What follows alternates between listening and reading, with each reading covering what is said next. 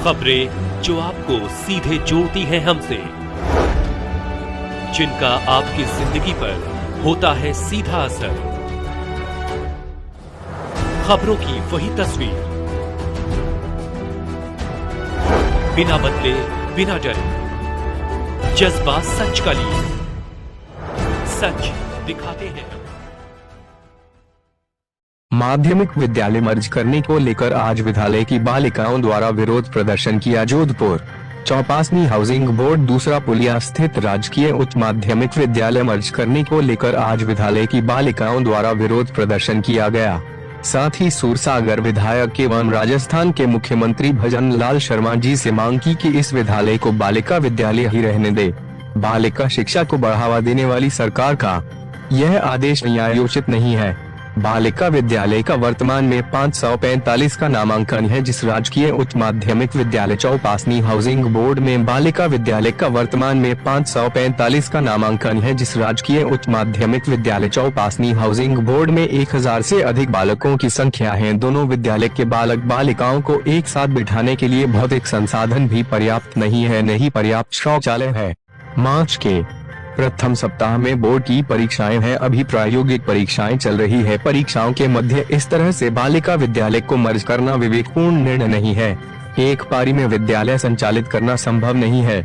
आज अभिभावकों ने विद्यालय परिसर में इकट्ठे होकर विरोध जताया कि हम बालिकाओं को अन्य विद्यालय में नहीं भेजेंगे, हम सुरक्षा की दृष्टि से बालिका स्कूल में भेजते हैं। बोर्ड परीक्षा से ठीक पहले यह कार्य विवेकपूर्ण नहीं है। बालिकाएं मानसिक दबाव में आ गई है। 10th की छात्रा हूँ, जो हमारे विद्यालय को निरस्त करने का निर्णय लिया है वो बिल्कुल भी सही नहीं है, क्योंकि हमारे स्कूल में ऑलरेडी 500-600 बालिकाएं हैं और मॉर्निंग की शिफ्ट में ऑलरेडी 1000 बच्चे हैं। तो हम सबको साथ में बैठाएंगे तो कंबाइंड बैठेंगे तो हम बिल्कुल सही से नहीं बैठ पाएंगे और जो बाकी सुविधा है वो भी उपलब्ध नहीं हो पाएगी। और हमारे एग्जाम भी नजदीक है, तो दूसरे जो शिक्षक होंगे उनकी हमें पढ़ाई अच्छे से समझ नहीं आएगी। इसलिए हमारी सभी बालिकाओं की यही मांग है कि हमारी स्कूल को वापस निरस्त ना किया जाए और हमारी स्कूल हमारी ही रहे। नाम आपका? मेरा नाम साक्षी है। 12th डॉली सैन बालिका स्कूल की छात्रा हूँ और जब हमने ये न्यूज देखी कि बालिका स्कूल को एक ही स्कूल में यानी बॉयज को और बालिकाओं को एक साथ पढ़ाया जाएगा एक ही स्कूल में, तब हम बहुत ही ऐसा हुआ कि अगर एक साथ बालिका हम पढ़ेंगे तो हमारे 1 महीने बाद जो कि है बोर्ड की एग्जाम है और दूसरे अगर टीचर से हम पढ़ेंगे तो हमें बहुत ही परेशानी होगी और बहुत ही दिक्कत होगी। हम सभी बालिकाओं की यही मांग है कि हमारे स्कूल को मर्ज न किया जाए और एक ही बालिका स्कूल को बालिका स्कूल में ही रखा जाए, क्योंकि सभी बालिका यही चाहती है कि हम सभी बालिका स्कूल में पढ़े और हमें इसी स्कूल में बहुत सुविधा होती है। इन्हीं टीचर से पढ़ेंगे तो हमारी पढ़ाई का जो भविष्य है बहुत ही अच्छा रहेगा। इकट्ठा हुए हैं, क्या मामला? आज देखो, देखने वाली बात ही है सर, रविवार है और जो आज खबर भास्कर में देखने को मिली, ये बड़ा दुर्भाग्यपूर्ण हुआ। जिस विद्यालय को लेकर हमारे क्षेत्रीय एमएलए इतना अथक प्रयास कर रहे थे, उसकी जमीन का स्थानांतरण करके और भव्य विद्यालय बनाने की निर्माण करने की जो संकल्प उन्होंने ले रखा था, प्रयासरत थे। और इधर जब पेड़ माँ के नाम का जो शुभारंभ हुआ था, उसमें मदन जी दिलावर शिक्षा मंत्री जी ने इसी स्कूल के अंदर बालिकाओं से संवाद किया, पर्यावरण के बारे में चर्चा की, पेड़ लगाया और वो शिक्षा मंत्री मदन जी दिलावर साहब ने तो ये भी आश्वस्त किया था कि मैं इस विद्यालय के लिए बच्चियों के लिए क्या कर सकता हूँ, जो मुझे बताना और मैं अवश्य करूंगा। एक तो ये बात हुई। दूसरे एमएलए साहब प्रयासरत है।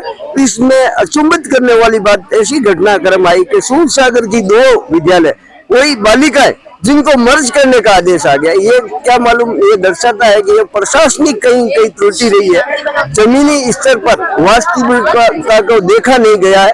कोई रिपोर्ट, कोई पुरानी रिपोर्टें या कोई गलत रिपोर्टें वहाँ रिपोर्ट ऊपर हुई है और उसके आधार पर ये जो निरस्त किया गया, ये बहुत ही दुर्भाग्यपूर्ण है। यहाँ पे 12 किलोमीटर के क्षेत्र जालोर गेट, सोसी गेट, चौका गांव तक चौपासी पूरा ये ग्रामीण जो गरीब और कमजोर तबके की जो बालिकाएं आती है शिक्षा ग्रहण करने के लिए, उन्हें सपना और इनके प्रधानाचार्य उनके शिक्षक इतना अच्छा शिक्षा देते हैं और उनको जो है ना बहुत ही अच्छा हमेशा रिजल्ट रहा है।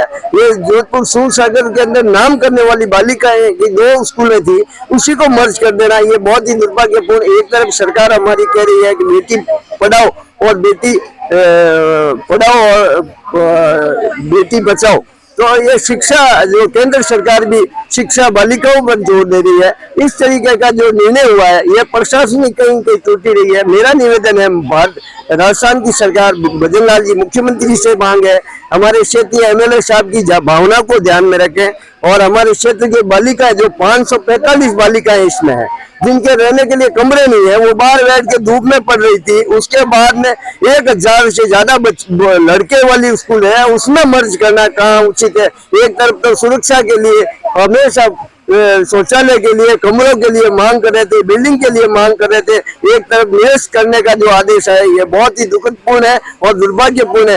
ये आज तो रविवार है और आने वाले में ये बच्चे तो लोग कह रहे हैं कि हम पढ़ने ही नहीं आएंगे, जब उनका स्टाफ जो 1 महीने बाद बोर्ड की परीक्षा उसके अंदर इनको है ना दूसरे टीचर कैसे पढ़ाएंगे, कहाँ बैठेंगे। जो पहले कमरे हैं बॉयज के उसमें तो बरसात के मौसम में तो करंट आ रहा था, वहाँ तो लाइट फिटिंग नहीं है, ऊपर से छतें उखड़ी हुई पड़ी है, मतलब वो कमरे में बैठने लायक नहीं है। आप प्रशासन से क्या चाहते हैं? हम प्रशासन से चाहते हैं कि ये कहीं कहीं प्रशासनिक में कमी रही है, कोई है ना गलत रिपोर्ट हो गई है, उनकी पुनः जांच की जाए इस बालिकाओं की स्कूल की और क्या वास्तविकता है उसको ध्यान में रखते हुए, इन बालिकाओं के शिक्षित जीवन को ध्यान में रखते हुए इस निर्णय को निरस्त करें और इस जो बाधाएं आ रही है, जो स्थानांतरण करके निर्णय की फाइल जो है ना कलेक्टर साहब के पास अटकी हुई है उसको बहाल करें और तुरंत भव्य निर्माण करावे इस विद्यालय का। बालिकाओं की ये मांग है और अभिभावकों की क्षेत्र की सभी क्षेत्र में पूरे जोधपुर क्षेत्र की